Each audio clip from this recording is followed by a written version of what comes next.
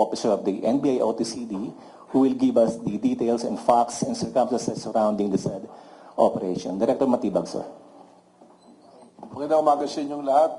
First of all, I'd like to extend my gratitude to all of you for being here, and of course to the group of OTCD who made this operation successful. So, dami kayong question dami nagte-text tumatawag, kaya probably it's better to address it in one sitting na para sa inyong lahat. So, anyway, with me is the agent on case.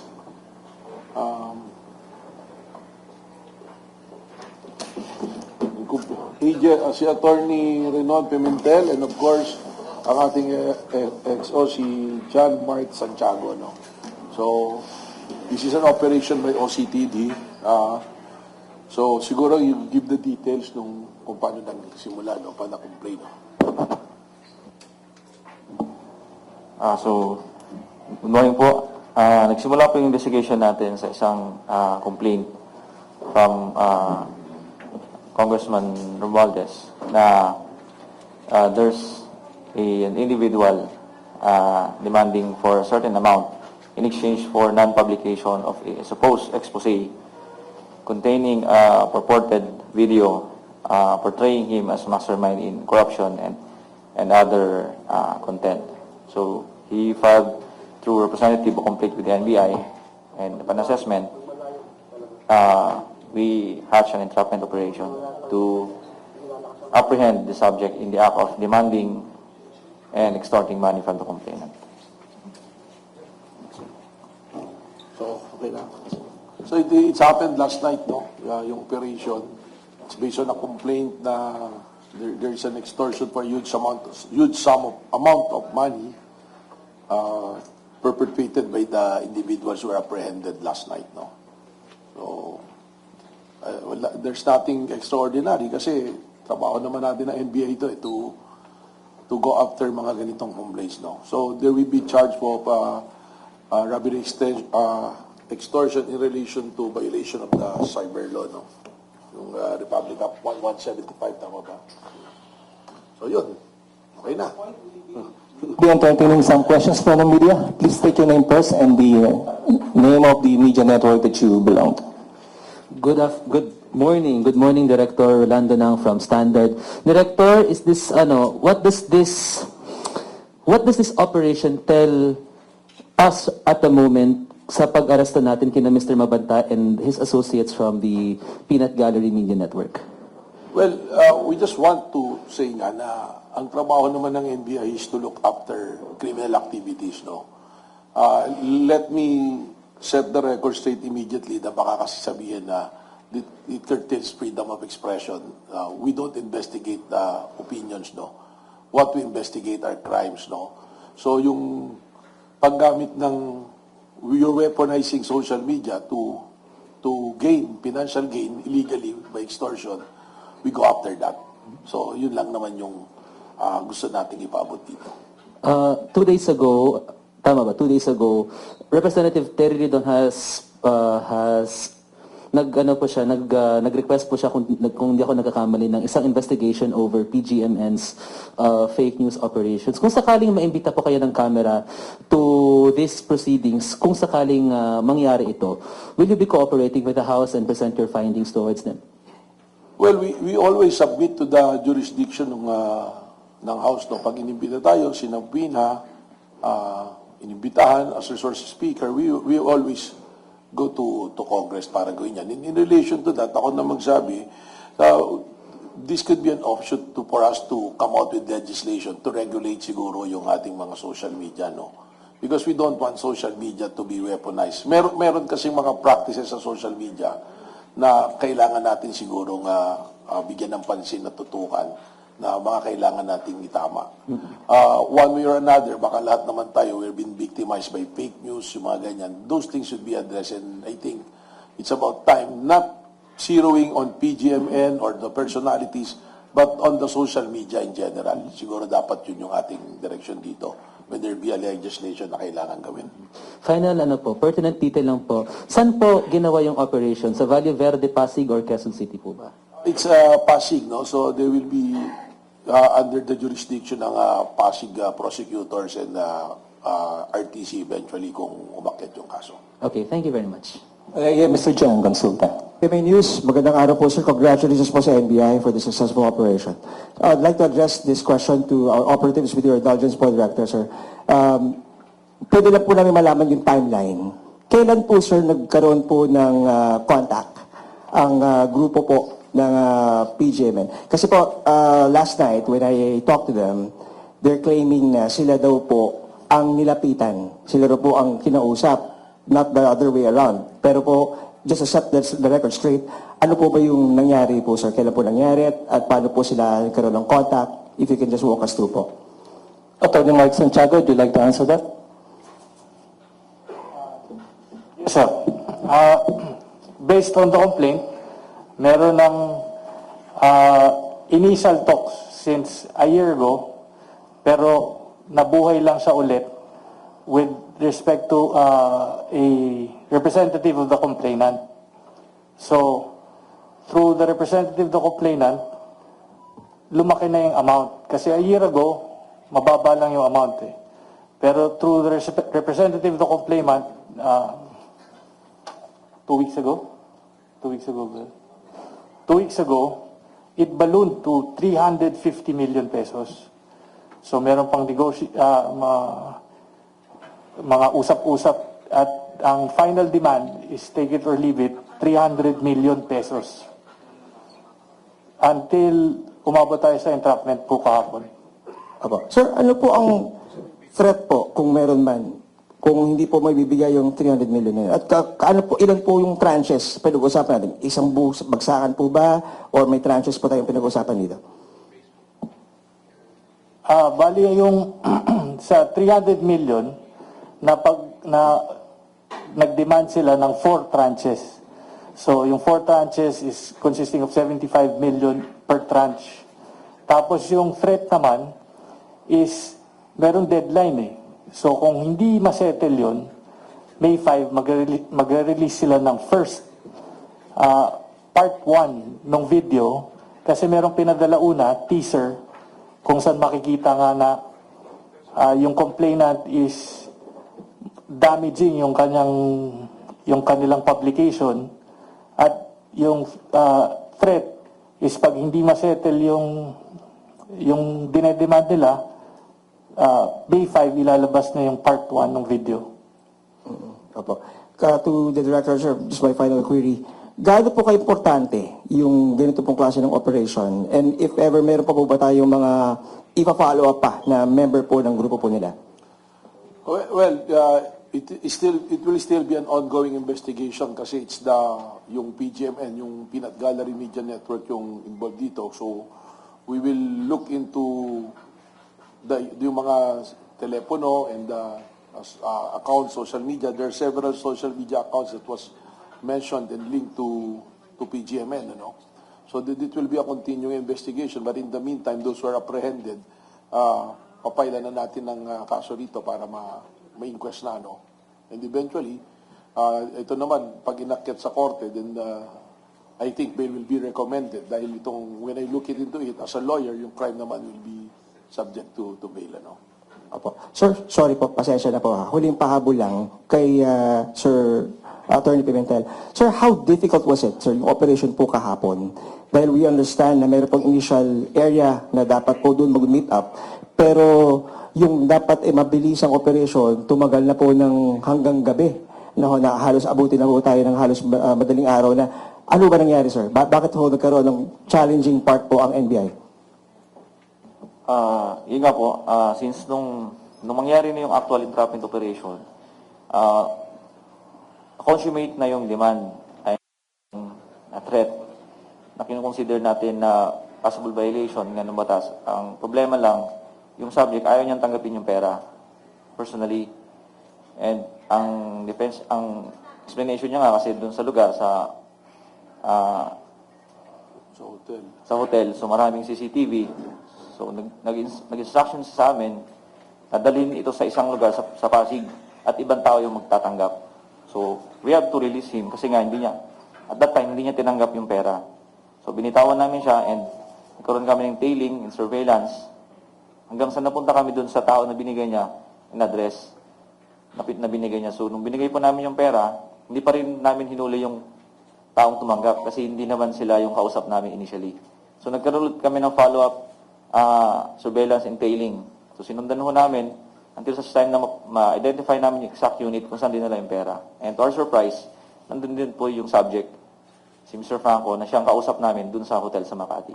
So, that's the time that we declared the arrest of including with other individuals na apparently kasama niya in conspiracy with to facilitate the extortion. In relation to that, no?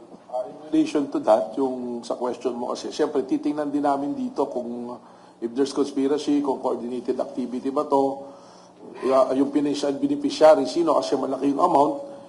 So beyond the arrested individuals will look into it. Tapos yung subject na ginagamit na yung video na ginagamit, we'll look into the personality, sino ba yung mga nandiyan, ano yung interest, ano. So titingnan natin lahat yan, all the angles. But rest assured, as always, NBI is in very, very fair. Ang intensyon namin dito ay protection na natin yung BOG system, yung media system. Kasi kayo mga nasa media, you will also be a victim here. If yung reputation will be tarnished because of some media practitioners using the modern form, itong social media natin, na to extort money, na manghihingi ng pera. Yung press freedom, okay yan, we protect it. But criminal activities will go after it. Very much well said po. Maraming salamat po, marami. NBI, congratulations po. Sino po susunod? Morning Direct Kakampi Online TV. Regarding tungkol sa mga nahuli natin ng mga tao, meron kayong mga protection, mga foreigner o any mga higher officer, pinaprotect sila, kaya ganyan kalakas loob sila humingi ng malaking halaga. Well, yun ang sinasabi natin, no? This will be still an ongoing investigation. Tingnan natin if the connection goes beyond the arrested individuals. As of now, we cannot say na may ganyan or kung ano pa man. Second question, hindi kaya ang NBI record niya dati may masamang record na imbestigahan natin? Ano naman po, lahat naman po ng aming na-apprehend, we submit it to background check dito po sa database na NBI. So protocol na po namin yan, hindi lang sa particular na group or individuals. And pag meron po, kagaya na po, isingit ko na, yung nangyari kay yung broadcaster si Jason sa na sinasabi, hindi kaagad na-release.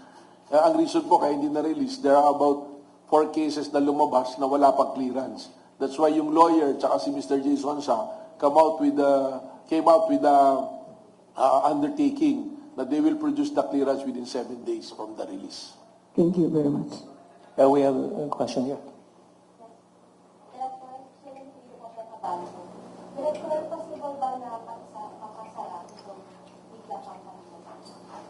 Well, sabi nga natin, titingnan natin kung yung responsibilities at mga dapat pananagutan will go beyond the personalities arrested last night. No? So yung possibilities, pag sinabi po kasi natin possible, anything is possible. But depende siyempre, ang NBI po will act on evidence. Evidence-based po tayo even dito sa nangyari na to. Sinundan natin kung saan po pupunta yung ebidensya.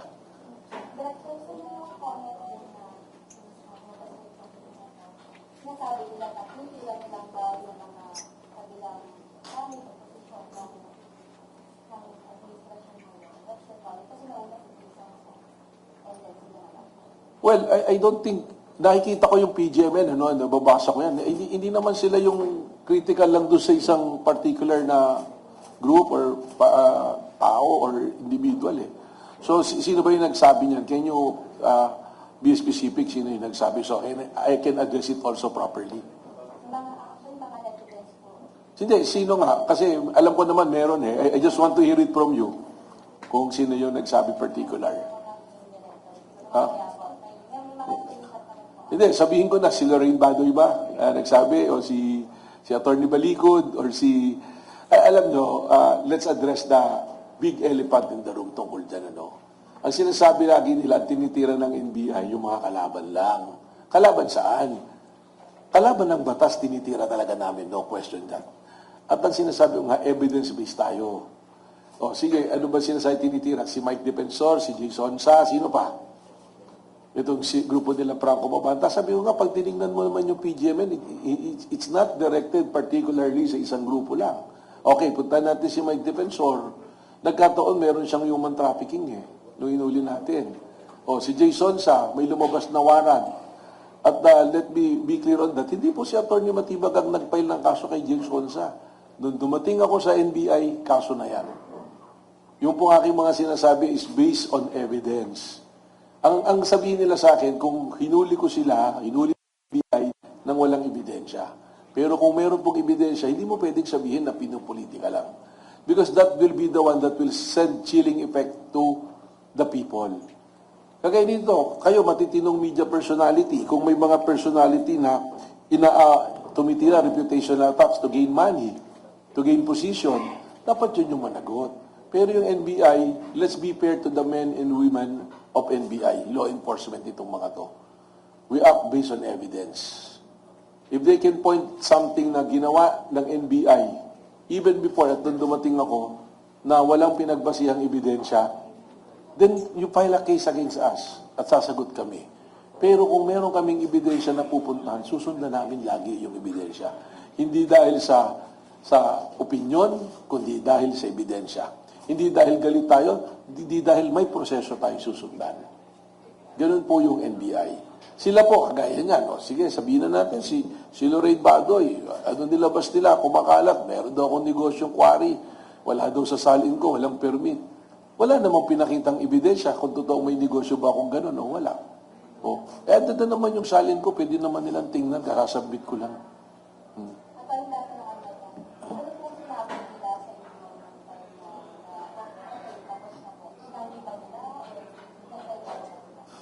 Well, may nakita kong video at ang sabi naman, yung lawyers nila will deal with it. Tama naman yun. Na kung sino yung abogado nila, yun yung tamang proseso. And I think yung arresting officers naman natin will appraise them of their Miranda rights. Sinabi naman lahat yan. Yung mga angels natin, mga abogado, and they know that. Because kung hindi nila ginawa yun, meron na kagad violation. Whatever it is, alam nila na pagka may violation sa pag-aresto, kahit na yung kaso mo matibay, pwedeng may ibasura yung kaso mo. Sige po, sino po susunod? Sir, JM Pineda, PRTV News. Sir, tanong ko lang, nagkaroon ba tayo ng warrant for search dun sa mga laptop tsaka sa mga cellphones nila para malaman kung yung mga records ng kung meron din bang extortion na nangyari sa iba pang lupa, sir? Well, that is being considered. Cyber warrant yung sinasabi mo. Maybe we'll apply for search warrant and cyber warrant. Pero if you are arrested tapos related sa crime yung gadgets, under the law, pwede na namin siyang kuhain as evidence at pwede na rin namin buksan. Pero we will approach it with caution na pwede namin apply namin ng cyber warrant so that we will be very, very fair on the dealings dito sa mga ganitong kaso. Kasi kagaya na nga ng sinabi ni mo, may nakakusahan na tayo na tinitira lang mga kalaban. I will go back to that. Alam niyo po ba, konti lang na ipagyayabang ko lang yung mga taga-NBI, hindi na po ako, yung mga kasama ko sa NBI. As we speak today, we are about 190 successful operations po. All indicted. Naisampa na po kung hindi sa piskalya, sa korte. Doon po sa 190 na yun, maghanap po kayo kung sino yung sasabihin yung mga dahil sa politika, kaya nahabol. Wala pa nga pong kaso si Mike Defensor, kakasuhan pa lang nga po Pinag-aaralan pa Kung arbitrary po yun, immediately, kinasuhan na po natin kagad yan. Ano po? Yes, Ms. Ian. Good morning, Zian Ambrosio from ABS-CBN. Di ba po si Speaker Romualdez, bihira po siya makita, nagpadala na lang po ng video. Paano po ang circumstance ng paglapit po niya dito sa NBI, sir? Ma'am, kasi that is already an operational details now. We rather respect the privacy of Speaker Romualdez kasi he sent a representative at nag-issue naman po ng affidavit dyan. Okay. Second question, last na lang, sir. Yung dito po sa operation ninyo, sir, parang normally kasi di ba yung pera ngayon, pinapadala na lang online ng mga suspect. Pero this one parang old school siya na actual na binibigay yung pera. Ano pong opinion nyo doon, Director? Malaking halaga So, siguro, kaya ganon, dahil if you do it online, there will be a digital footprint. Mas madaling mahahabol. Mag-a-alarm ka agad dyan sa AMLC. Sa kami rin, nakabantayan. Take the opportunity to announce that we have put up a new service unit, which is the Financial Investigative Unit. So, nakabantay din kami sa ganyan. So, baka ganun yung dahilan. Tapos last na lang po, yung may nakita kaming 3 maleta doon na halagang 24,000 each. Ibig sabihin po ba nun, handa talaga silang tanggapin na yung pera? Kaya actually, hindi yan natanggapin. Tinanggap na nga yung mark money na yan para sabihin, talagang consummated yung krimen. Yun yung nilistep kanina na ating ahente na hanggang di tinatanggap yung pera, hindi namin pwedeng arrestuhin. There are several pick-up points dapat na umigo talaga eh. Okay, thank you po. Siguro we will be entertaining 2 more questions. Sige ba? Good morning po, Andrea from Bilyonario. Sir, may we know the backgrounds of the other arrested individuals? Ano pong involvement nila sa PGMN at ano po yung alleged roles nila sa transaction, sir? Well, they're a group, magkakasama sila. Of course, yung PGMN, alam natin na si Franco Mabanta, siya yung president and CEO. Then there's another one who is a director. Then meron yatang finance officer, the accountant, and other 2. So, those are the personalities. Okay. Sir, a follow-up question. Attorney Pimentel already mentioned na it's an expose, no, yung video. But may we know kung ano po yung video? Is it related to an ongoing issue, sir? Well, I don't think we can tackle the issue sa video because that's not the one on subject na yun eh. The subject now is the arrest based on extortion and intimidation. Sige po, next. Good morning po. EJ Makababad po from Philippines, sir. Sir, can we expound lang po na nasabi nyo kanina na last year pa nagsimula yung pag-uusap po ng representative and ni Speaker Romualdez and ng PGMN. Pwede lang po bang malaman kung bakit nag-uusap na last year? May threat na bang... That's the story given to NBI na nag-start pa yung pag-uusap last year. But what the NBI focus is yung nangyari this week. Today, yung nangyari na operation. Kasi yung pag-uusap na yun last year, that's just a background. What is important in this case is ito yung na-consummate this time. What happened nung last year na yan is no longer relevant, but can be part of the facts of the case. So to set the record straight, this year lang ulit nabuhay yung pag-uusap nilang dalawa 2 weeks ago. Yeah, Correct po? that was the one mentioned by our agent and case in the EXO ng OCTV. Alright, thank you po. What made it possible? If kung last year pa siya po na-inquire, bakit siya nabuhay? Paano po siya nabuhay 2 weeks ago? Nag-usap ulit eh. Nakapag-usap ulit. Di ba? Ilalabas yung sinasabing ginagamit na threat na materials for this one. So we'll take one last question.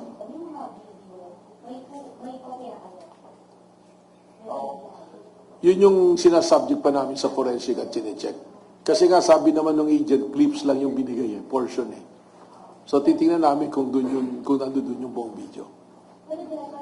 Ano lang no, mama, kasi I don't know why should we focus dun sa video. Ang sinasabi nga natin dito is yung crime mismo ng robbery and extortion. But I will entertain your question. Ano yung question mo? The nature of the blackmail, there is a video na yung subject is nandun doon sa video. Tapos nanghingi na ng pera. Otherwise, ilalabas yung video. So, that is the flow. Hindi pa namin din napapanood. Pero director bilang yung NBI din ba kasama doon sa mga ahensya na sumisilip sa flood control scandal, yung authenticity mo ng video? That is already an assumption na flood control yung video eh. Were you able to see the video? Hindi pa natin alam. Hindi pa nga natin nakikita eh. Yeah. Sir, just a clarification. Yun po bang video na yun that we're talking about here, yun po ba din yung last year po, yung 1 year ago, na contention po na kanilang ginagamit pong It's panahon? not yet clear. Pero yun yung lumalabas na the same materials na ginagamit nung last year. So, ibig sabihin, kung naman yung video na yun, that is already been prepared since last year. Di ba? Tapos ngayon ulit gagamitin. So, hindi pa rin lumalabas. So, actually, kung ganun nga kasi yung role na tinitingnan natin na anggulo, ibig sabihin, there is no intention probably of really releasing the video. This is just one of the theories. Gagamitin lang talaga siya to get financial gains. Kung nagkaroon po ng threat po a year ago, at hindi po natuloy, meron po bang instance na nakapagkaroon ng payment dahil sa threat po? To Meron our po ba knowledge, sa information? NBI knowledge, wala po. This is the first time that the demand for money and the exchange were consummated. Thank you, sir. Director, bakit daw ngayon lang po lumapit sa inyo? Kung dati pa lang, meron na itong I cannot answer that because that question should be directed siguro dun sa nagtanong. We just investigate the crime. May nilapit na krimen, tingin namin, may ebidensya, so we execute what NBI should do. Director, zero notice po ba yung unang atahit nito o may mga successful research? We have to investigate. Wala pa kaming nakikita na gano'n. Okay, unless there are further questions, that ends our press con today. So as usual, may palibreng lunch ang Office of the Director sa baba. Maraming pong salamat. Thank you. Ayaw na nila ng other matters. Sobrang na yung balita. Chill ako. Chill po. Yes, ma'am. Salamat po.